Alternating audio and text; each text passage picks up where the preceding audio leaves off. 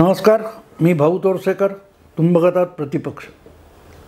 मित्रांनो, काल परवाची गोष्ट आहे. एका दिवाळी अंकाला मुलाखत घेण्यासाठी माझी काही तरुण 2 पत्रकार आले होते. त्यांच्याशी बोलत होतो आणि मग मुलाखत वगैरे संपल्यावर आमची एक वेगळी चर्चा झाली की 26 पक्ष एकत्र आल्यामुळे NDA किंवा भाजप प्रणित आघाडी आणि भाजप किंवा मोदी यांना किती दणका बसू शकतो. आणि बोलता बोलता विषय वाढत गेला आणि त्याने मान्य केलं की बरोबर आहे, तुम्ही म्हणता मोदींचं नुकसान बिलकुल होणार नाही आहे, NDAचं नाही होणार आहे. पण त्यातून काय असतं, मी अनेकांशी गप्पा मारतो, त्यातून मला वेगवेगळ्या घटना बातम्या यांचा एक वेगळा पैलू समोर येतो. आणि त्या तरुण मित्रांनी मला एक चांगला प्रश्न विचारला. त्यातून हा विषय माझ्या डोक्यात आला की मोदींना इंडी आघाडी 26 पक्षांची आघाडी का हरवू शकत नाही, असा प्रश्न त्यांनी विचारला. तेव्हा मी त्यांना सांगितलं की मोदी त्यांना हरवणार नाही आहेत. इंडी आघाडी जी आहे 26 पक्षांची, त्यांना मोदींनी हरवण्याची गरजच नाही आहे. कारण त्यांना हरवण्याची जबाबदारी काँग्रेस पक्षाचे सर्वात ज्येष्ठ नेते किंवा सर्वा नेते राहुल गांधी यांनी आपल्या डोक्यावर घेतलेली आहे.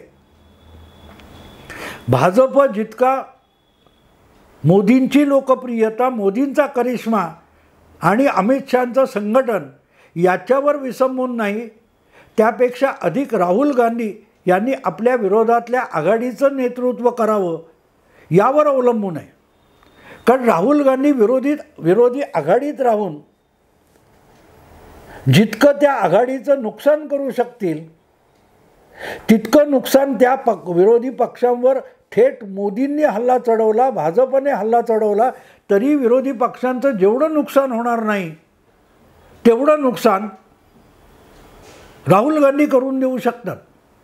आता गंमत बघा, मध्यंतरी तो द्रमुकचा मुख्यमंत्र्यांचा मुलगा आहे उदयनिधी, त्याने जो सनातन धर्माच्या विरुद्ध उगाच बकवास केली, त्याचा फायदा इंडिया आघाडीला मिळण्याची बिलकुल शक्यता नाही.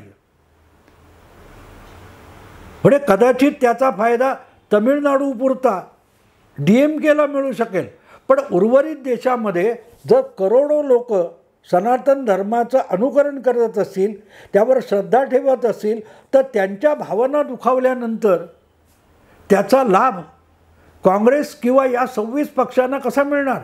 कारण त्यांचा मतदारसुद्धा मोठ्या संख्येने हिंदूच आहे, सनातन धर्माचं अनुकरण करणार आहे. पण तरीही स्टॅलिन पुत्र उदयनिधी याचे कान उपटण्यापेक्षा राहुल गांधी आणि काँग्रेसचे अध्यक्ष मल्लिकार्जुन खरगे या लोकांनी सनातन धर्मावरच टीका टिप्पणी करण्याचा जो उद्योग केला, त्याचा फटका कोणाला बसणार आहे. श्रद्धाळू हिंदूंच्या भावना दुखवून त्यांचीच मतं तुम्ही सेक्युलरिझम म्हणून मागू शकत नाही. आणि म्हणून इथे गंमत लक्षात घेतली पाहिजे की राहुल गांधी हेच जर विरोधी आघाडीचं नेतृत्व करत असतील तर त्याचा फायदा हा आपोआपच परिणाम म्हणून बाय डिफॉल्ट भाजपला मिळत असतो. मग अशा वेळेला विरोधी आघाडीचं अधिक नुकसान होणार नाही, यासाठी राहुल गांधींना संयम राखायला भाग पाडणं हे फार मोठं काम आहे. एक तर काँग्रेस पक्षामध्येच जे कोणी कपिल सिब्बल असतील, तुमचे गुलाम नबी आझाद किंवा इतर जे अनेक नेते होते, ते एक एक करून काँग्रेस पक्ष सोडून गेलेले आहेत. राहुल गांधींच्या असल्या खुळचट पोरकट ज्या भूमिका असतात किंवा बोलणं असतं त्याला लगाम लावण्याचा प्रयत्न करणारे बहुतांश लोक आता काँग्रेस सोडून गेलेले आहेत आणि उरलेले आहेत ते सगळे होयबा आहेत. त्यामुळे राहुल गांधींच्या एखाद्या पोरकट खेळीमुळे, चालवीमुळे जर काँग्रेसचं नुकसान होईल तर ते रोखणारा कोणीही नेता उरलेला नाही.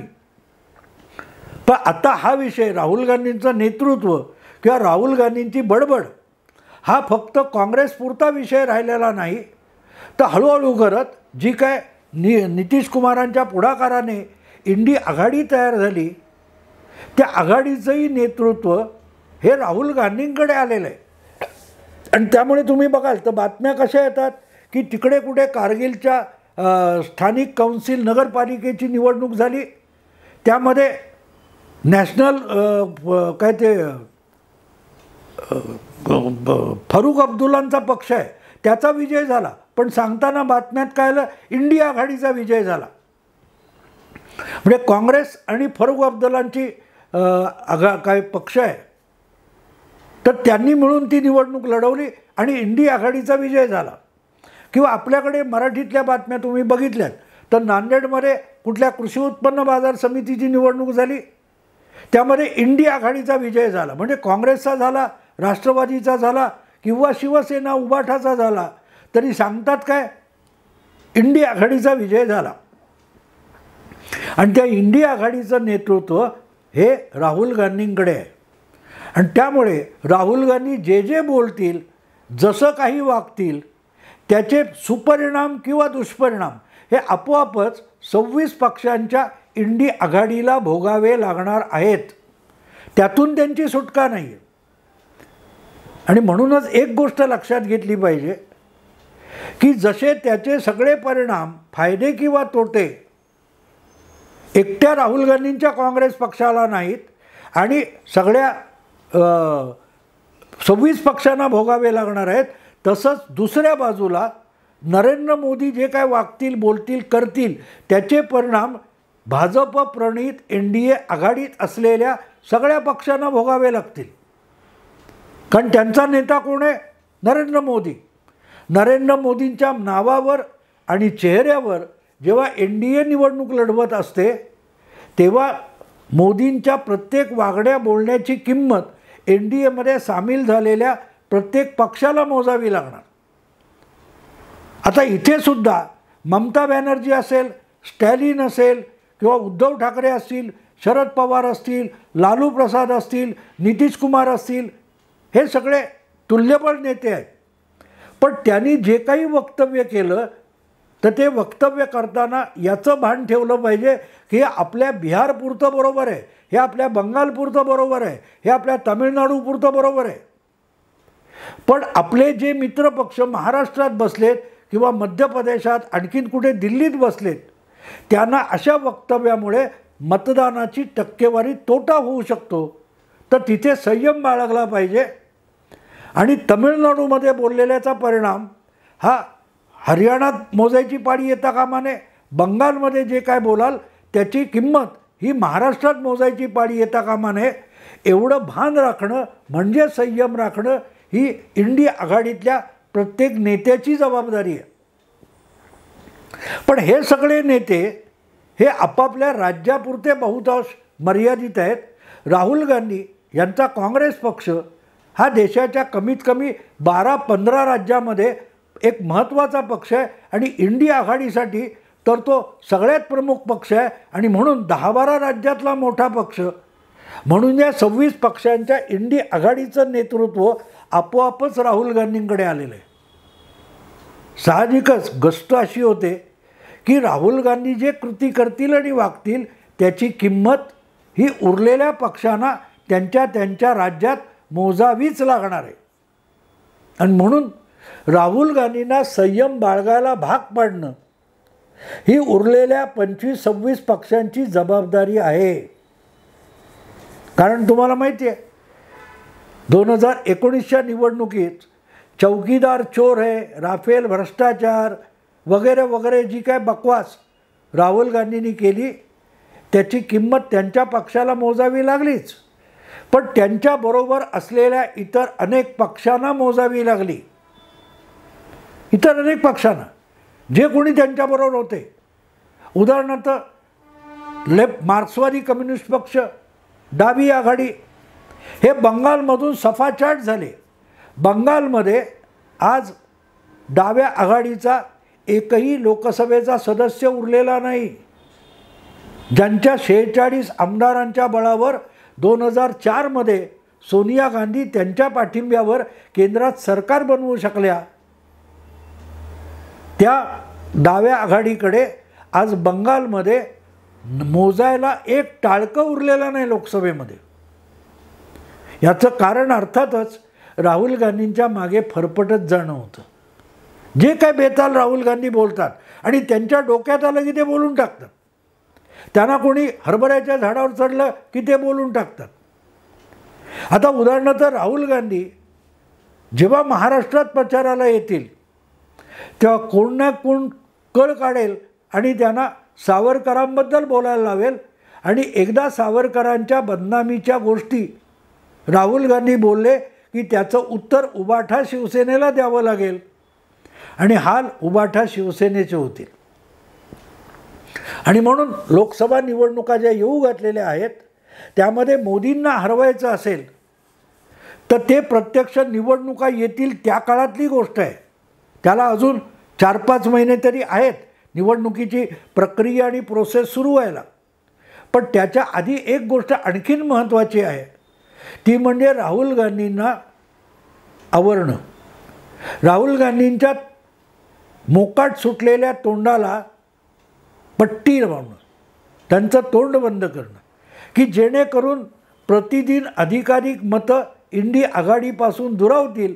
असं जे काय राहुल गांधी बोलतात, आता उदाहरणार्थ जे काय हमास आणि युद्ध चालू आहे, हमास विरुद्ध इस्रायल वगैरे वगैरे, भारतातला बहुसंख्य हिंदू वर्ग हा स्पष्टपणे मैदानात येऊन बोलणार नाही, पण अशा संघर्षामध्ये तो ठामपणे इस्रायलच्या बाजूने उभा राहतो हे आपल्याला माहिती आहे.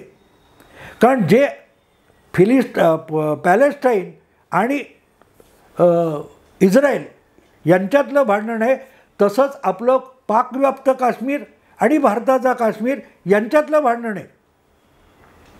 पाकव्याप्त काश्मीरातून भारतावर अतिरेकी हल्ले होत असतात,